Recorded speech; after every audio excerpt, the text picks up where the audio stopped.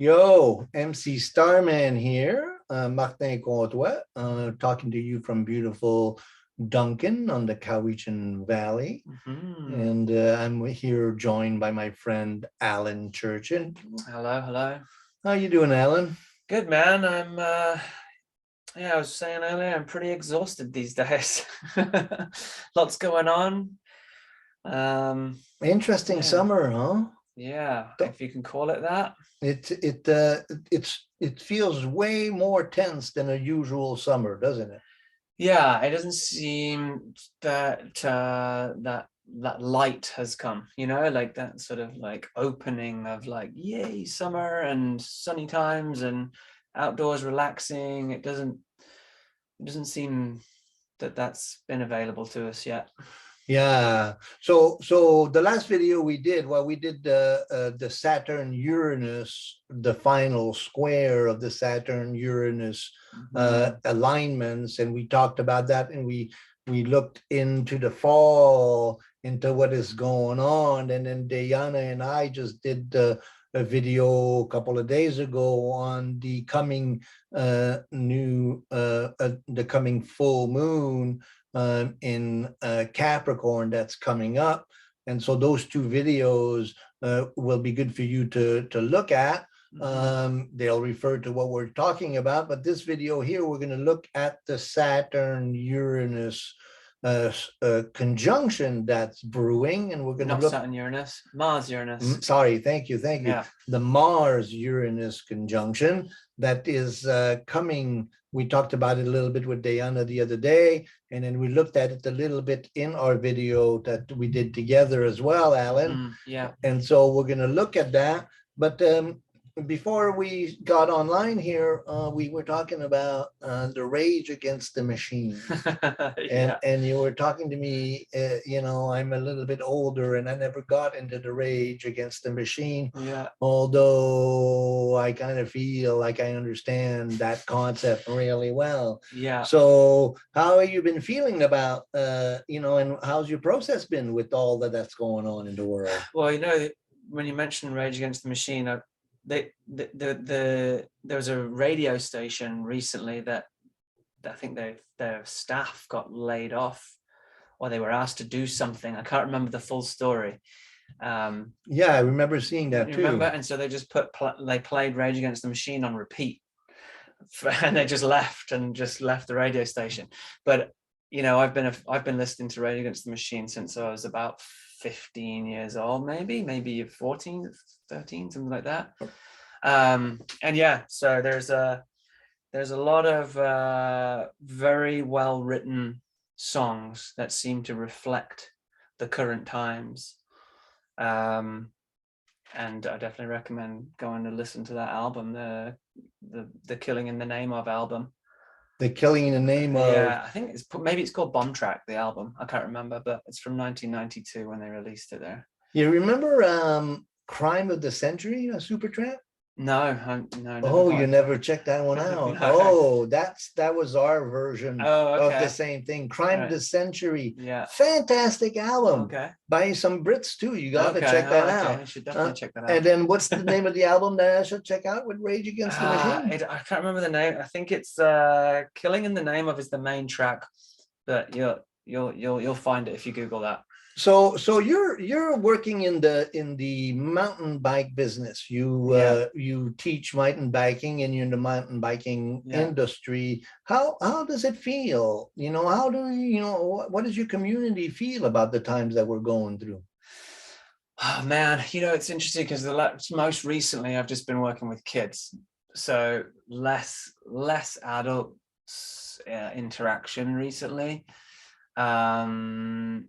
But people use mountain biking as a bit of an escape, right? So it's good for your fitness, but people kind of want to use it as an escape, and I feel that they're enjoying their escape, right? So there's not much discussion, or I can definitely see that there's people that are a little bit worn out with the times, and they want to get away from certain things, which is why they come out to mountain bike. You're out in the forest, your mind is off things mountain biking can be a bit of a meditation, right? Like when you're out there in the forest, you get away from your troubles, you're expelling some energy, so you're kind of processing some anger, you know.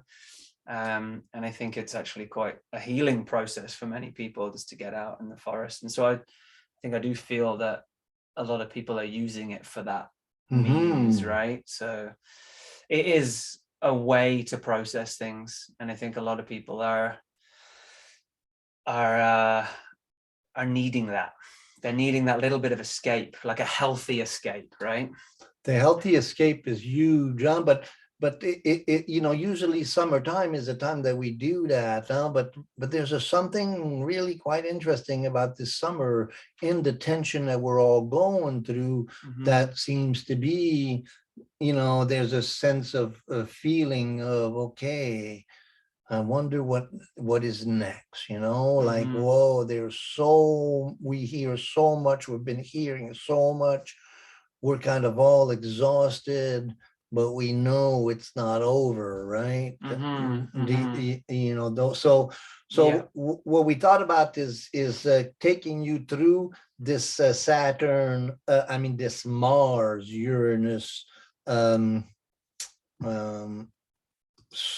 conjunction that's coming up, and we'll look at a bunch of charts and we'll see what we can draw from that in terms of an idea.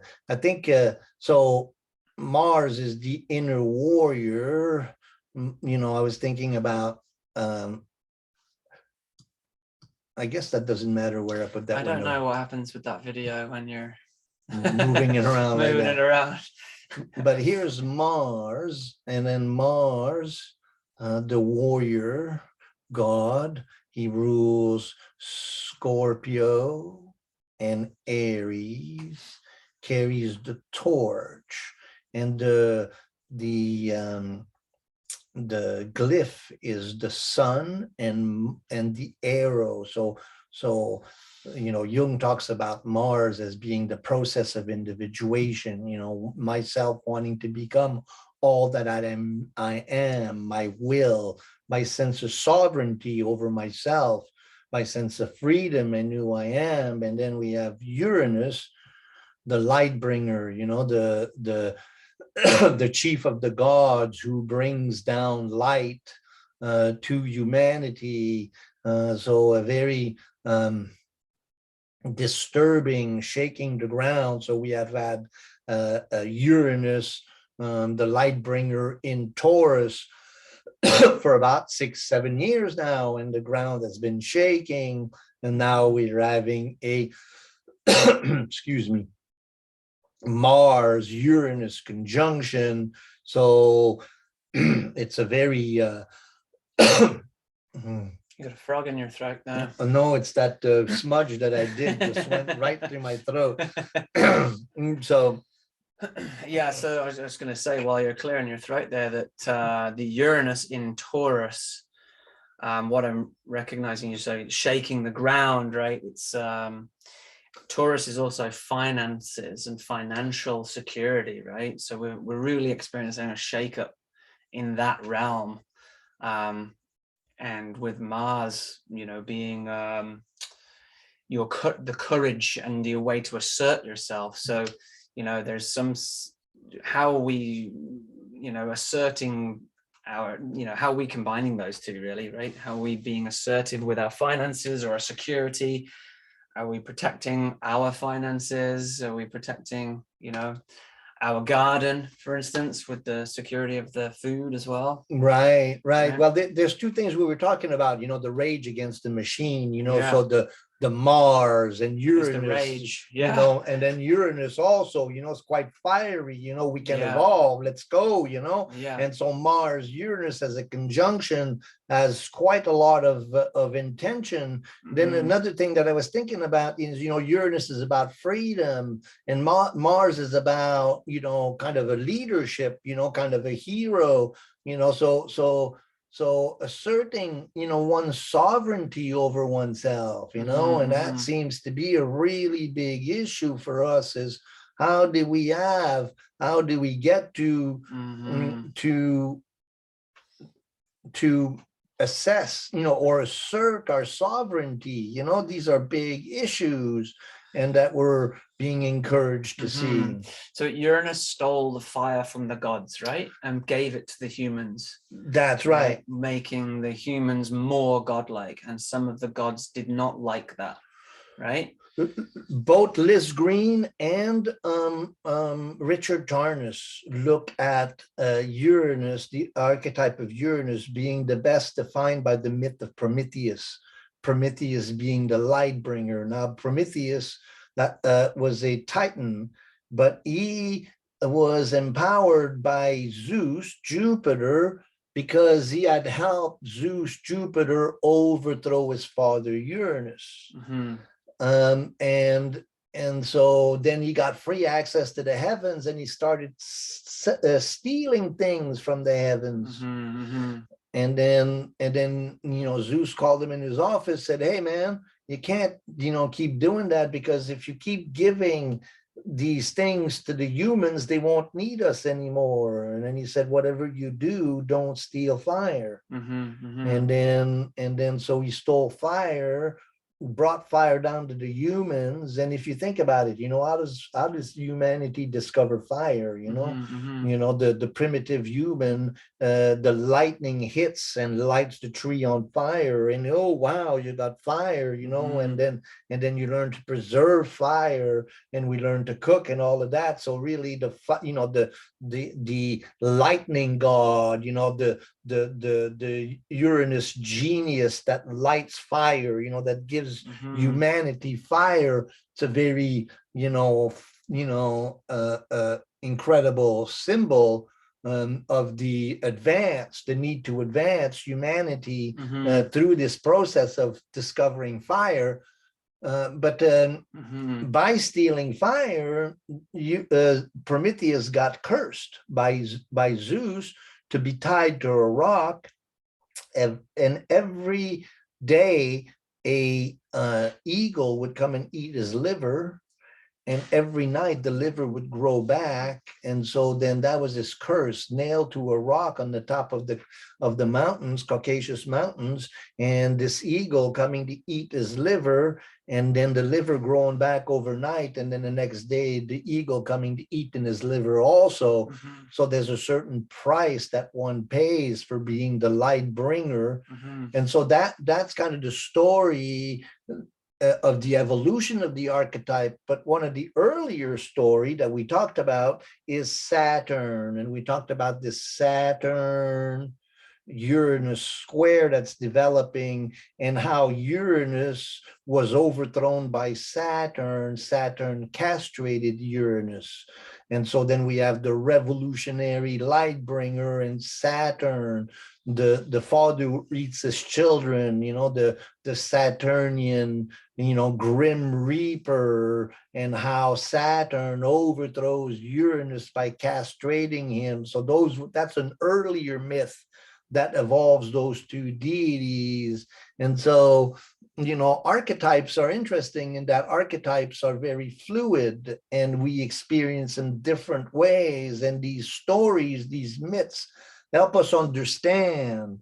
But then it's how do you in your own process interrelate with Uranus, and how do I interrelate with Mars, and how to interrelate with Saturn. So as an astrologer, that's what we do. We try to interpret these things by reading a chart. So we have 6 charts for you guys right now, and that starts on July 21st. And then we have a moon, Mars, Uranus. So it's still about 7 degrees away. But here we have Mars and moon and Uranus. Of course, the moon moves really fast. So in the same thing, on the 21st, moon will make a conjunction with Uranus. And there's a square to Mercury and the sun from the moon Mars. And then there's also an angle to Pluto. And so we're going to see a lot of that, in the next full moon. We have a sun Mercury conjunction in opposition to moon Pluto. NT square to that Jupiter Chiron, you know, so the need to heal. So that's also constellated in this chart. But here we're getting closer. Now let's go to August 1st. And so now on August 1st, that's when the Mars-Uranus conjunction is even. It's exact, and it's exact with the North Node. So there's something very fated. August 1st is really key to these times. And again, that's that Mars-Uranus conjunction. So that's one of the important dates to remember. That's a few days after the full moon. And so I don't have the full moon chart, but we'll do that with Diana. And that Mars-Uranus North Node conjunction forms a grand trine to Moon and Pluto. So that's an Earth grand trine. So the Earth element, the Mars, Uranus, the Moon in Virgo, the Pluto, death and rebirth in Capricorn. So that's going to be a very telling moment, you know. So these charts, they point to very important moments. And if you look at the chart, it has a beautiful, what is called the mystical rectangle between Venus, Neptune, Pluto, and the moon. So that's a moon-Neptune opposition and a Venus-Pluto opposition, forming a mystical rectangle. So that's really fascinating. And that grand trine there is also fascinating. How do you see? What do you see in those two charts? Well, you know, the thing that obviously those things you've mentioned, but then the Mars Uranus squaring the Saturn, and how that's going to play out, and then the Jupiter Chiron, right? So those things kind of stand out to me. It seems like that's right on. See, that Mars Uranus North Node makes a square to Saturn and a T-square with Mercury. Yeah. So that Mercury Uranus, there's a type of genius there, you know, and that Uranus Mars, that rage against the machine, and that Saturn you need to control, and Mercury, vocal Mercury in Leo, also the sun in Leo makes a square to that Mars Uranus. So you know, this is liable to be a very, very kind of a revolutionary, angry kind of time. Yeah. Well, you know, there's one of the lyrics in the band's, one of the songs is "Take the power back." It's like, we got to take the power back. And if you think about Uranus stealing fire from the gods to give to the people, you could kind of say this Mars Uranus with the Saturn is about, can we take that fire back? Can we take control back? As like you're saying about sovereignty, right? To claim our own sovereign power. It definitely seems that we're in those times where we're still having headbutt, you know, with control and sovereignty, and what are we allowed to do these days? What can we not do these days? You know, there seems to be a lot of that going on, and this seems to be kind of a very important part in that role. I think also a really important part of this is that it's so easy to blame all the other factors in the world that are kind of restricting our power, you know, restricting us from really manifesting who we are fully. And I see that Mars Uranus as saying, well, you know, enough worried about everybody else. Let me do my part in making that change. Yeah, nice. Yeah, that's good. I also was looking at this, you know, we have the grand kite here, the grand trine here, and then we also have that grand kite with Venus, Pluto. And so that, you know, the myth of Persephone, Venus in opposition to Pluto, that's also, you know, there's a certain anger, you know, at our creative, sacred feminine muse archetype of Venus, the goddess of love and beauty. She kind of really has paid a really heavy price during these, times. And so I think that she's becoming the focus also with the mystical rectangle, the grand kite, and that Mars Uranus. Interesting how all this is related. What do you find? There's a pattern with a mystical rectangle? What do you find? Is there a theme with that kind of thing? Or mystical rectangle, grand kites, grand trines, they're really positive. Actually, we're going to look at the next chart here, and we're going to get to a really good look at all of these again. This is August 6th and 7th. So that's a week after the 1st. The exact conjunction of Mars and Uranus is on the 1st of August. okay. And then the 6th and the 7th, so about a week later, we have a Mars, Uranus, Sun, Saturn T-square. Then we have, and that's a water grand trine now. We have a Venus, Moon, Neptune. That's good. And then we have that grand kite again with Mars Uranus as the release point, as the tip of the arrow, with the moon as the release point. And then we have that grand kite again with that Venus Pluto opposition. So we have two superimposed grand kites making the mystical rectangle.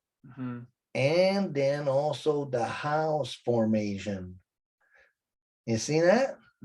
Oh yeah. So that's a very powerful. It's all in all of these planets are in feminine signs, and you see this sometimes in charts. In my career, a half a dozen times I've seen charts with the house like that, with the double grand kite and the grand trine in water.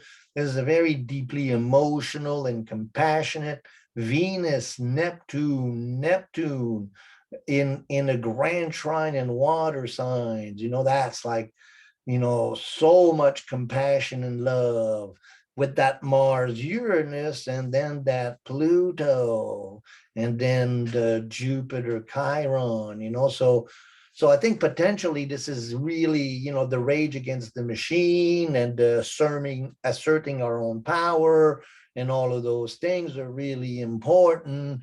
But also I think that it's really healthy to just express ourselves more compassionately, with more love towards each other. I think that's the part that's been so exhausting on all of us is where's the love in this process? How are we uniting together? How we, so that big house there, that's coming home. Right. Coming home to yourself. Coming home to yourself, but also feeling a sense of not being alone in it all, having a community. Yeah. So important.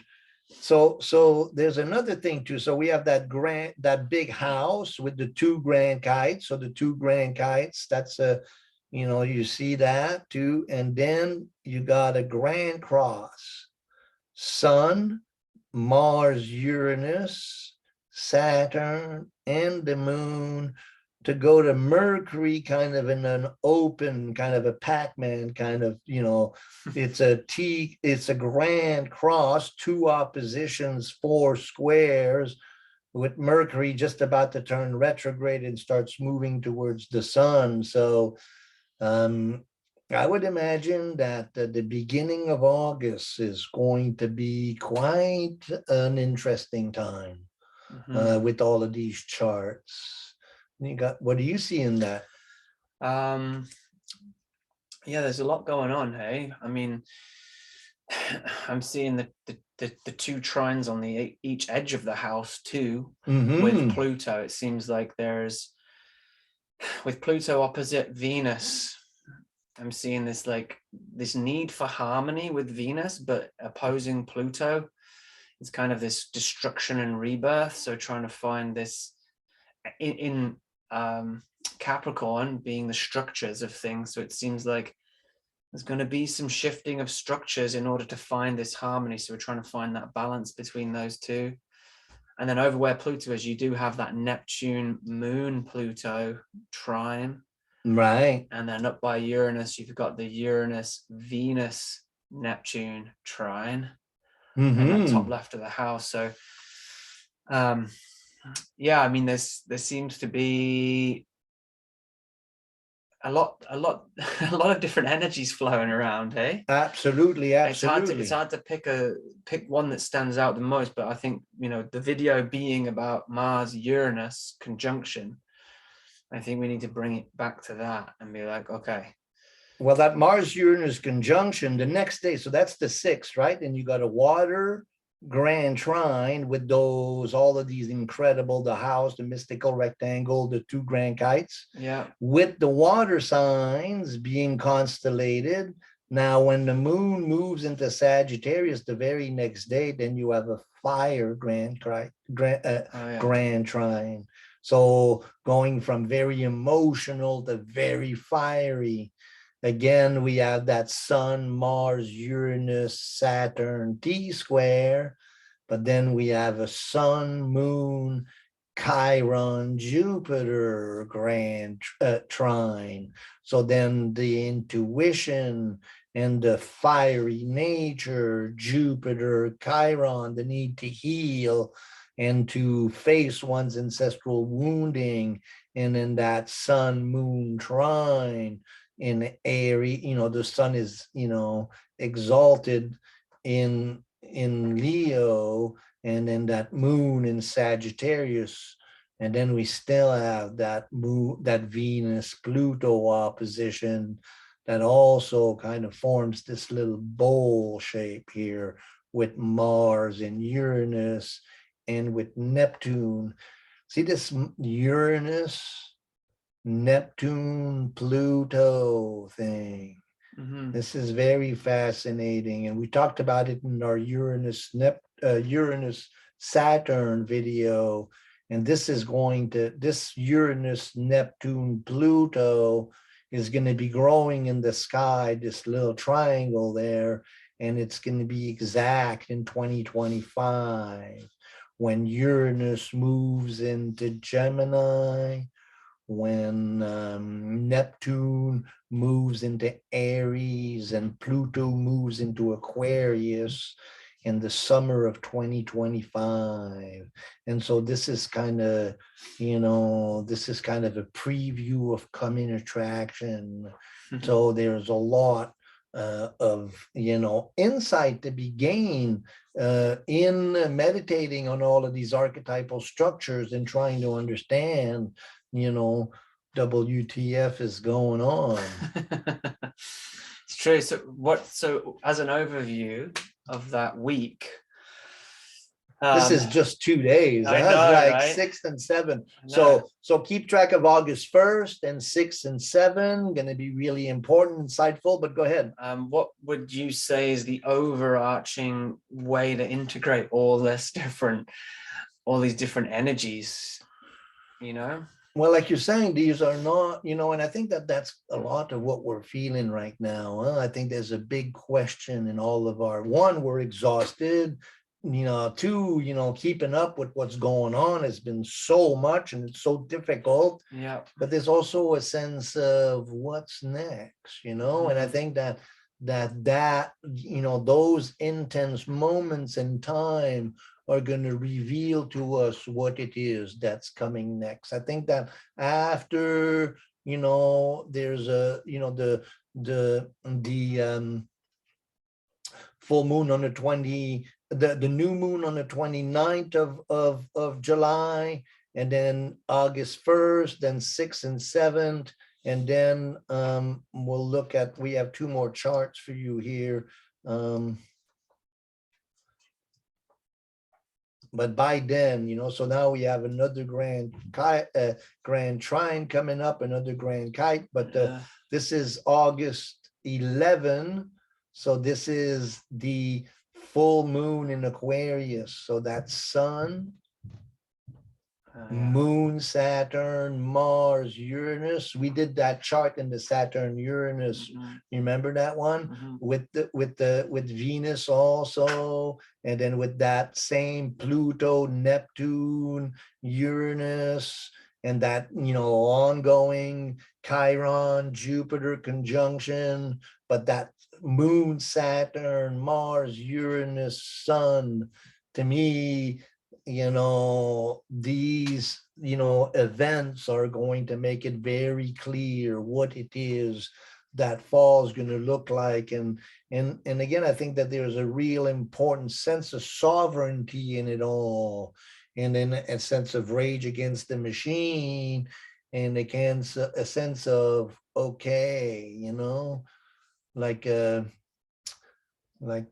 Ted Kennedy Jr., was it, that talked about that? He said, this might just be the hill we die on. This is, at a particular point we have to say enough is enough, and regain our political, social, economic sovereignty. And so that, and then the last chart that I have for you, some new structures forming with that Pluto in Capricorn, right? Absolutely. Stuff. Absolutely. Well, the next full moon, that's in a few days, there on the 13th, as a Pluto moon conjunction in opposition to a Sun Mercury conjunction, T-squaring Jupiter Chiron, so that's that next. I don't know if you've seen that video, but that's also adds to this complex picture that we're looking at. And then on the 18th, now we have an Earth grand trine. So we went from a water grand trine to a fire grand trine, and now we're to an Earth grand trine with that Mars Uranus, that Mercury, and that Pluto. And then, I talked about the Neptune, Uranus, Pluto. So that's the hat on the grand kite, huh? So my sense is that, whatever is coming next, by the time, mid-August, end of August comes, we're going to really have a much better idea. And that Mars Uranus is going to be very powerfully, energetically stimulating.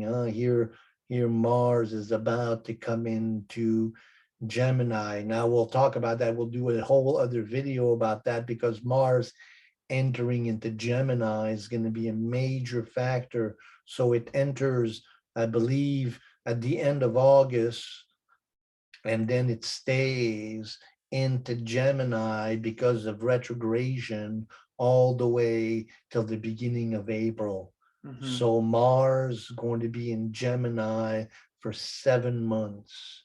And that's liable to be very, Mars in Gemini. Gemini is about communication. It's the twins, the communicators, the trickster. Mars in the sign of the trickster.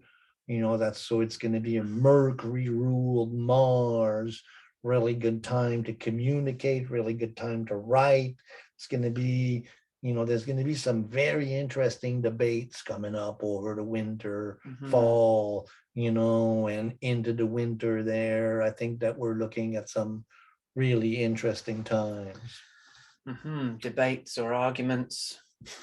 Well, we've been getting lots of those, huh? Yeah. So cool. Any questions about all of that? Whew, there's just so much there, man.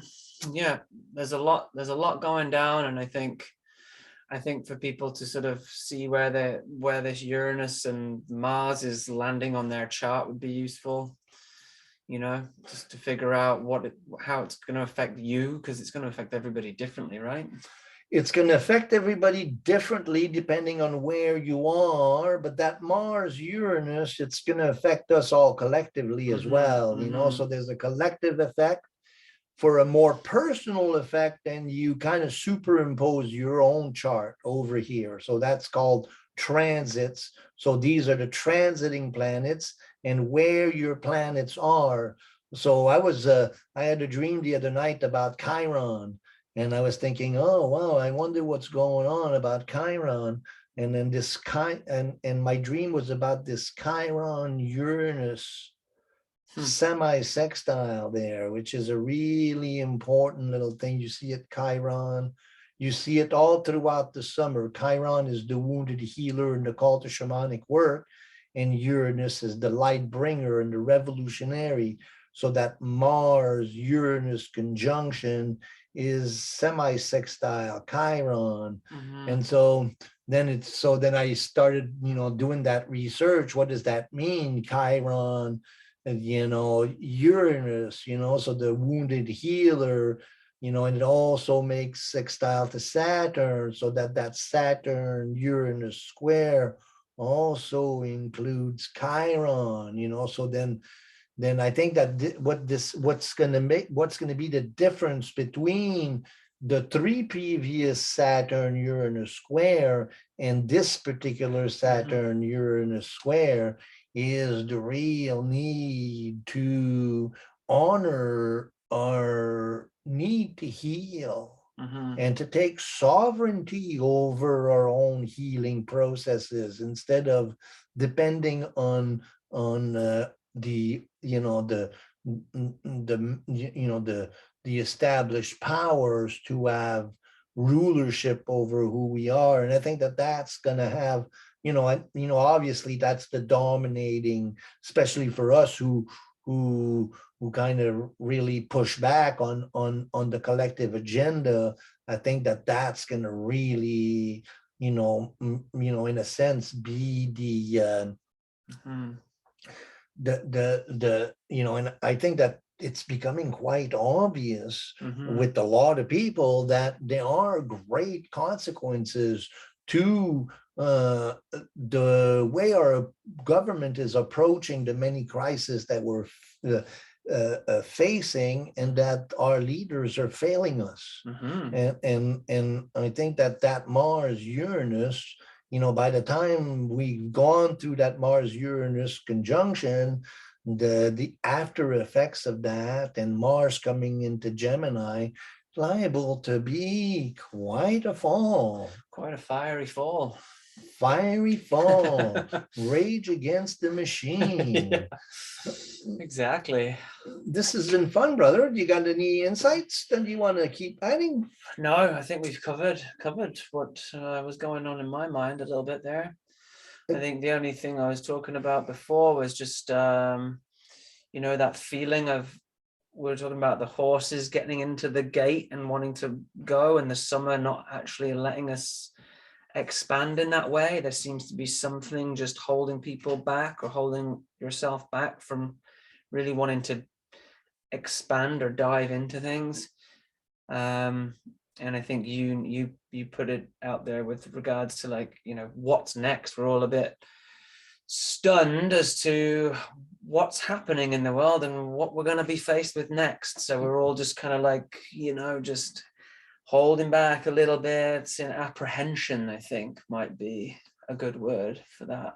Apprehension is really a good word, and I like that analogy. Alan, I don't think we shared this yet, but Alan was using the analogy of a bunch of horses getting ready for a race, but not all the horses are in the stalls yet. It's kind of chaotic. Yeah. Not everything is in order. I don't want to get into the start gate yet. It's like I'm not ready to be corralled yet. Well, I think we're kind of tired of being, caught up in the rat race. And it's interesting, that the status quo is being dealt so many blows. At one point, do we realize, and admit to ourselves that what we're doing is not working? and that we need to look at things differently.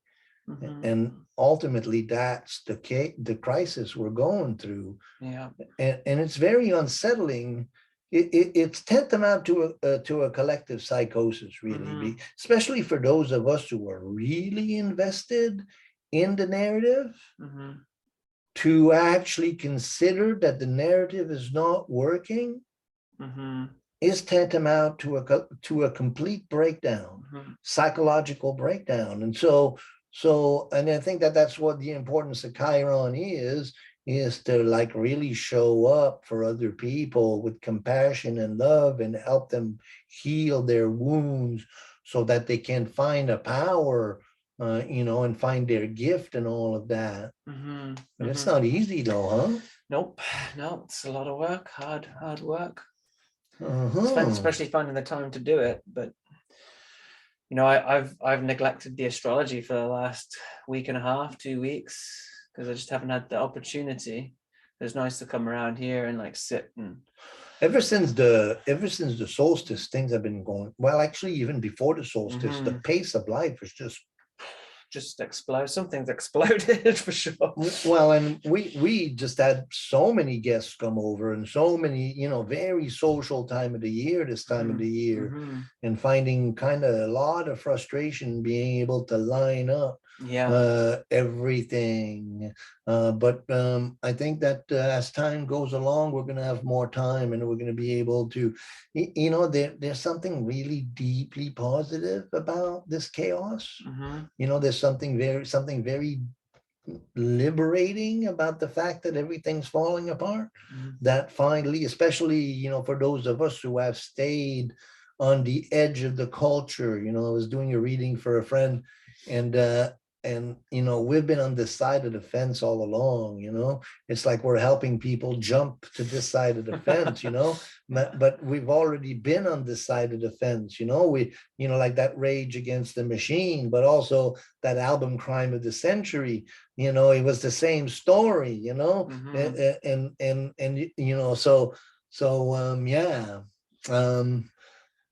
So I hope you like this video. It's really important for you to subscribe and to comment and to ask questions. We've done quite a few videos on this fall here, part of our series on the astrology of the Great Reset. I hope you're enjoying all of them. So we got about 10 videos in that series now where you can really get into details. We don't simplify it. We really do justice to astrology and want you to see how astrology works. So if you're a beginner, I think these videos may be challenging for you, but if you keep listening, you're going to learn a lot. And eventually you're going to be able to look at these charts yourself and understand them. And that's what we're going to put our energy into in the fall, is presenting some more basic videos for you to understand and to start studying with us this incredible discipline. And so thanks for joining us and supporting us, Alan. Thank you. Yeah. Thanks for having me. Well, thank you for, it's more than just having you, man. I couldn't do this without you, my friend. Oh, thanks, man. Glad to be here. I think it's one of the things that's the most satisfying about, doing these videos, is the sense of camaraderie and being able to go back and forth. I think it gives our viewers also more insight into and different perspective in looking at just not going alone, not going at it alone. It's a lot easier. Well, this video is probably 40 minutes. If it was just me talking, it would be really freaking boring. Thanks for joining us, you guys. We'll see you next time. Whoop, whoop, whoop.